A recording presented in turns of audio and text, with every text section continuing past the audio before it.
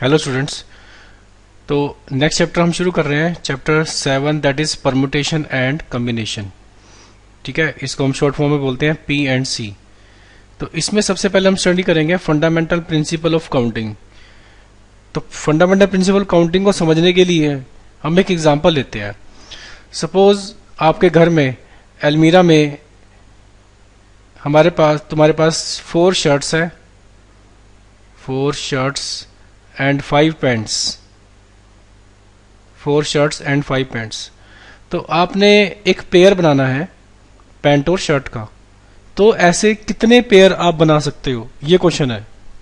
ठीक है, तो 4 शर्ट्स और 5 पैंट से आपने एक पेयर बनाना है। मतलब जब आप जाओगे तो एक शर्ट लोगे और एक पैंट लोगे अलमीरा में से। तो कितने तरीके से हम ये पेयर बना सकते हैं, तो इसकी काउंटिंग हमने करनी है यहाँ पे। तो कैसे काउंटिंग करेंगे? तो मान लो हमारे पास जो शर्ट्स हैं वो 4 शर्ट्स हैं, उसका नाम दे देते थे। एक का S1, एक का S2, एक का S3 और एक का S1। और जो पैंट्स है वो 5 है, तो एक को P1, एक को P2, एक को P3, एक को P4, एक को P5। तो अब इसके पेयर देखो कैसे बन सकते हैं। शर्ट 1 के साथ पैंट, इन पांचों पैंट में से कोई पहन सकते हो। जैसे कि S1 के साथ मैं P1 पहन सकता हूँ, S2 के साथ P2, S1 के साथ P2, S1 के साथ P3, फिर इसके बाद S1 के साथ P4, S1 के साथ P5। तो कितने पेयर बन गए? 1 2 3 4 5, तो 5 हो गए। ठीक है, इस तरह से S2 के साथ भी 5 पेयर बन जाएंगे, S3 के साथ भी 5 बन जाएंगे, S4 के साथ भी 5 बन जाएंगे। तो टोटल कितने आ जाएंगे? 5 प्लस 5 प्लस 5 प्लस 5, यानी कि 5 को हमने 4 बार मल्टीप्लाई करना है। तो आंसर कितना आ गया? 4, 5 इंटू 4 यानी कि 20। तो 20 पेयर्स आप बना सकते हो अगर हमारे पास 4 शर्ट्स और 5 पैंट्स हैं। ठीक है, इसी को हम बोलते हैं फंडामेंटल प्रिंसिपल ऑफ काउंटिंग। यानी कि अगर हमारे पास 2 इवेंट्स हैं, एक इवेंट हो रही है हमारे पास m नंबर ऑफ वेज में, और जो सेकंड इवेंट है वो हो रही है n नंबर वेज में। अगर हम दोनों इवेंट एक साथ चाहते हैं, then total number of ways of occurring both events, तो उसके नंबर ऑफ वेज से हमारे पास आंसर कितना मिल जाएगा इसका? m into n. बिल्कुल ठीक ऐसे ही जैसे हमने कहा था कि भाई हमारे पास टोटल शर्ट्स थी 5, टोटल शर्ट्स थी 4 और टोटल पैंट्स थी 5। तो हमने पेयर बनाने थे, तो कितने पेयर बने थे? 20। तो 20 कैसे बना था? क्योंकि 5 पैंट्स थी, 4 शर्ट्स थी, तो 5 इंटू 4 कर दिया। तो ये फॉर्मूला हम यूज करेंगे फंडामेंटल प्रिंसिपल काउंटिंग में कि अगर हमारे पास एक इवेंट है, first event m number of veg में हो रही है, second event n number of veg में हो रही है, तो टोटल इवेंट्स यानी कि दोनों इवेंट्स के एक साथ होने के नंबर ऑफ वेज हमारे पास कितने बनेंगे? m into n. इस तरह से ये तो 2 इवेंट्स थी। अगर हमारे पास सपोज 3 इवेंट्स भी होती, ठीक है, फर्स्ट इवेंट है उसके m नंबर ऑफ वेज है, सेकंड इवेंट होने के n नंबर ऑफ वेज है, और थर्ड इवेंट के हमारे पास k नंबर ऑफ वेज है। तो total number of ways in of occurring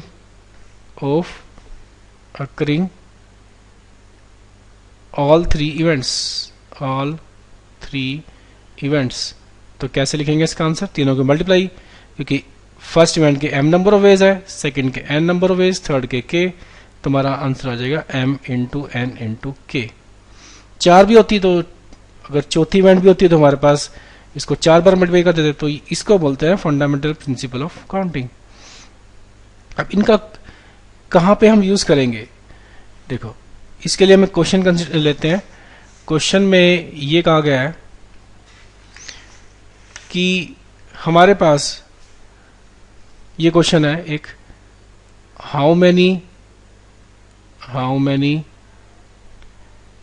3 digit numbers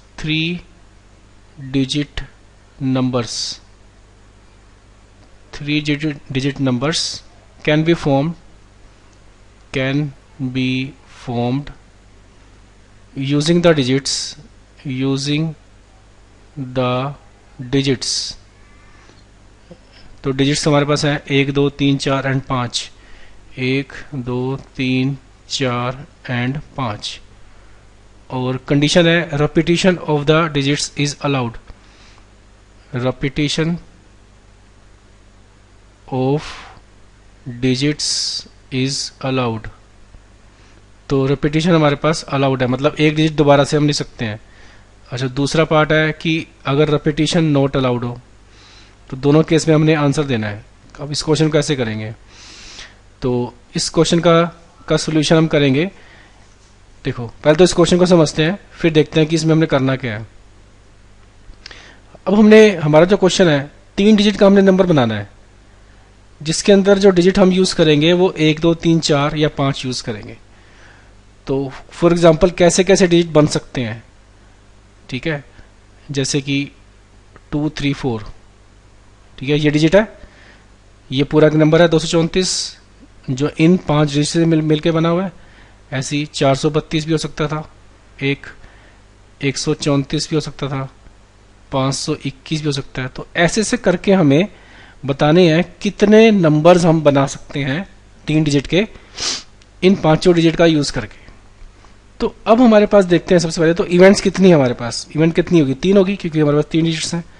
तो इसमें हम यूज करेंगे fundamental law of principle counting. तो कैसे यूज करेंगे, सबसे पहले क्योंकि 3 इवेंट्स है, तो जो फर्स्ट इवेंट है यानी कि जो नंबर है इसका फर्स्ट जो डिजिट है उसके अक्कर होने के कितने नंबर ऑफ वेज हैं। इसका मतलब ये हुआ कि पहले डिजिट पे मैं क्या क्या डिजिट नंबर रख सकता हूँ फर्स्ट पे, या तो मैं 1 रख सकता हूँ, या फिर 2 रख सकता हूँ, या फिर 3, या फिर 4, या फिर 5। तो इसका मतलब the number of ways of occurring first event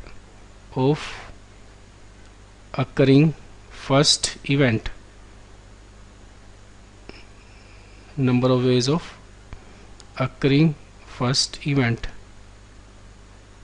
तो कितने वेज होंगे इसके, 5, क्योंकि हम पहले डिजिट पे 5 रख सकते हैं। ऐसी number of ways of second event.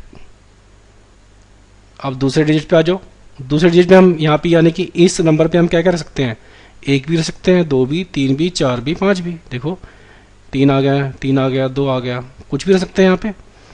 तो सेकंड इवेंट को अक्कर होने के, सेकंड इवेंट के होने के कितने नंबर ऑफ वेज है, आ गए, इसके भी 5 वेज हो गए। इस तरह से जो थर्ड इवेंट है उसके भी नंबर ऑफ वेज कितने हो गए, 5, क्योंकि थर्ड डिजिट पे भी हम कुछ भी नंबर पुट कर सकते हैं, 1 2 3 4 5। तो हमारे पास आंसर कितना मिलेगा, by fundamental law of principle counting, by fundamental law of principle counting.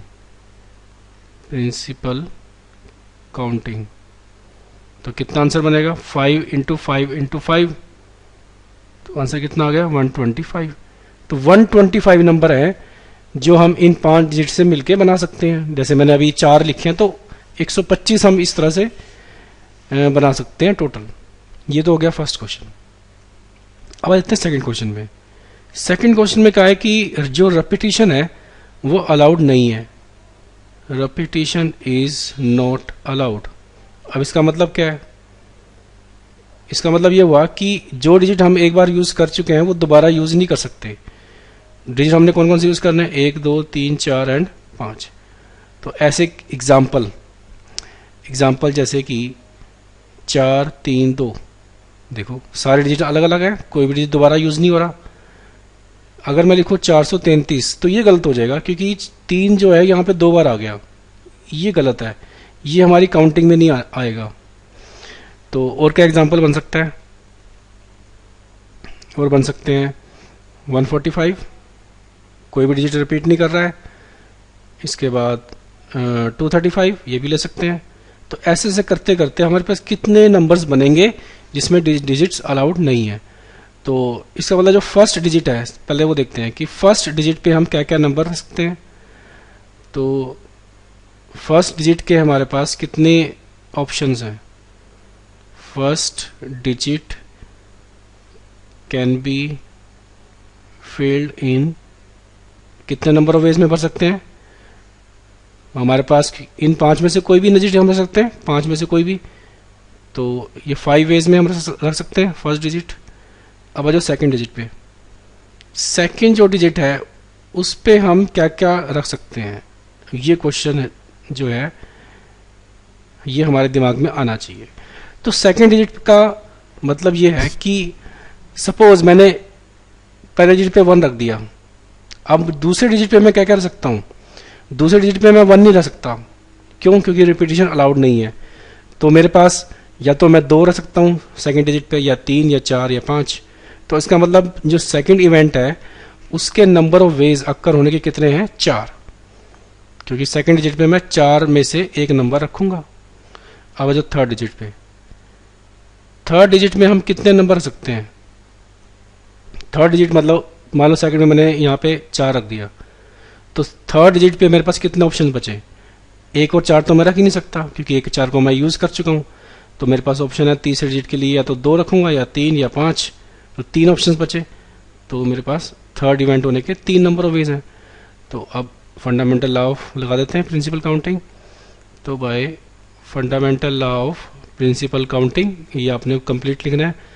तो कितने नंबर ऑफ वेज हो जाएंगे? 5 × 4 × 3, यानी कि 60 वेज। यानी कि 60 डिजिट हमारे पास 60 नंबर्स ऐसे बनेंगे जिसमें कोई भी डिजिट, हर एक नंबर में डिजिट जो है वो दोबारा यूज नहीं हो रहा। ठीक है, इसके बाद हम नेक्स्ट क्वेश्चन करते हैं। नेक्स्ट क्वेश्चन हमारे पास, how many 3 digit even numbers, how many 3 digits even number,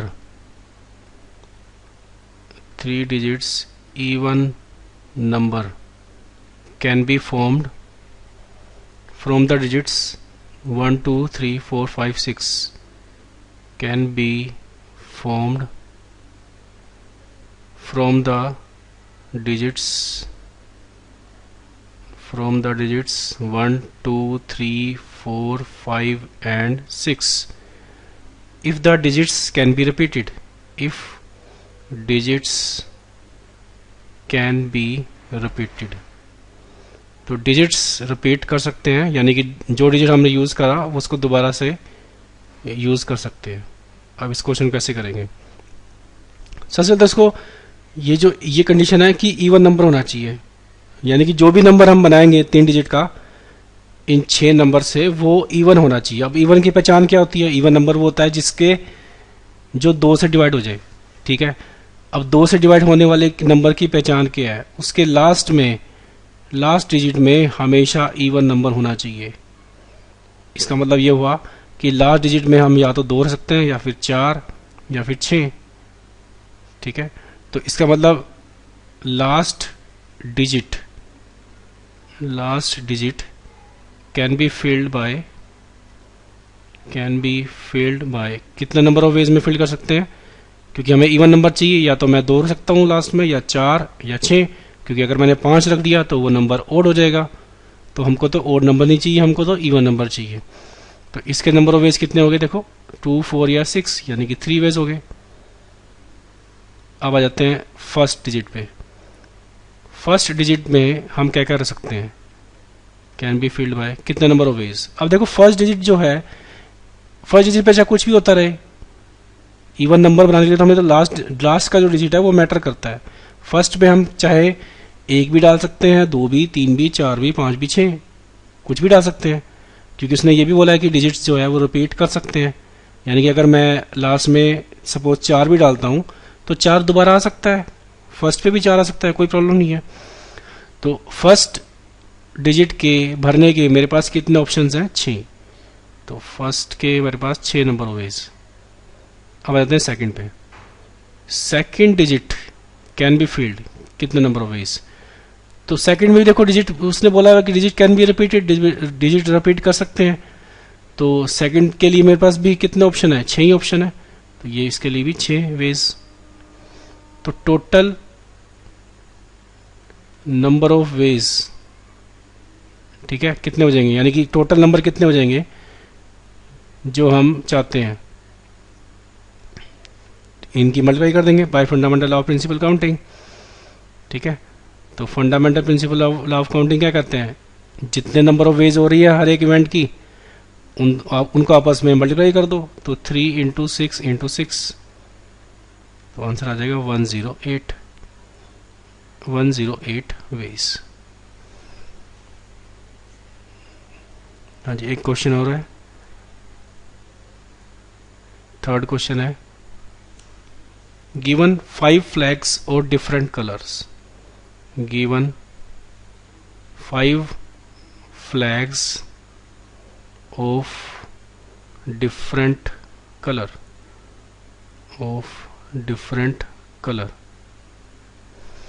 इसके बाद how many different signals can be generated, how many different signals, how many different signals can be generated, ये question है, can be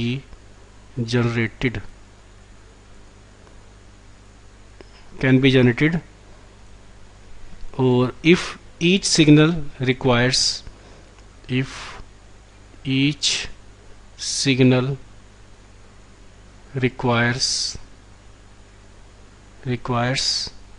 the use of 2 flags,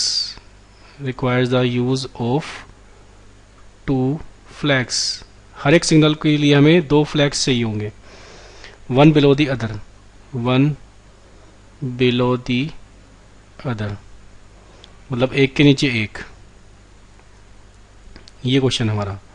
तो इसको हम कैसे solve करेंगे, तो हमारे पास टोटल कितने कलर्स हैं, 5 कलर्स के, हमारे पास 5 अलग अलग कलर्स के फ्लैग्स हैं।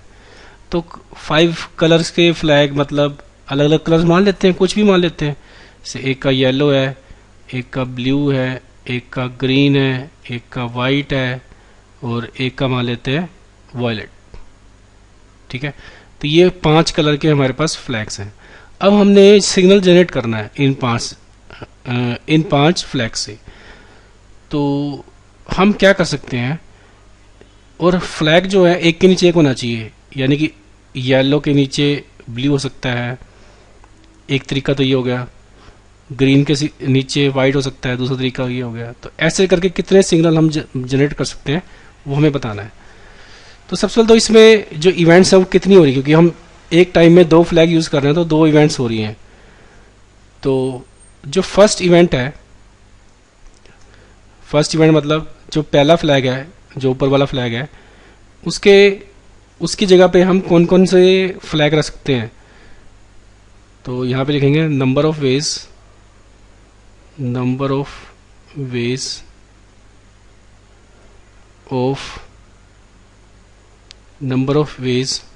ऑफ चूजिंग फर्स्ट फ्लैग, यानी कि जो हम ऊपर वाला फ्लैग यूज कर रहे हैं, ये वाला फ्लैग, इसमें मेरे पास कितने ऑप्शंस हैं चूज करने के, या तो इन 5 में से कोई एक चूज करूंगा। ठीक है, तो इसके कितने वेज हो गए, 5 वेज। अब इसके बाद the number of ways of choosing second flag, जो हमारे पास नीचे वाला फ्लैग है, क्योंकि ये एक फ्लैग, ये दूसरा फ्लैग, इन दोनों फ्लैग से एक सिग्नल बनता है ना, तो दूसरा फ्लैग भी मुझे चूज करना होगा। तो दूसरे फ्लैग को चूज करने के कितने नंबर ऑफ वेज हैं। ठीक है, तो जो इसके नीचे फ्लैग है, हम क्योंकि एक फ्लैग माने सपोज मैंने येलो वाला यूज कर लिया ऊपर, नीचे मैं दूसरा फ्लैग, क्योंकि चारों अलग अलग फ्लैग्स हैं, तो येलो फ्लैग जो है मैं दोबारा यूज नहीं कर सकता नीचे। तो मेरे पास कितने ऑप्शन बचेंगे, 4 बचेंगे। तो नीचे वाले के कितने वेज, 4 वेज। तो by fundamental law of principle counting total number of signals can B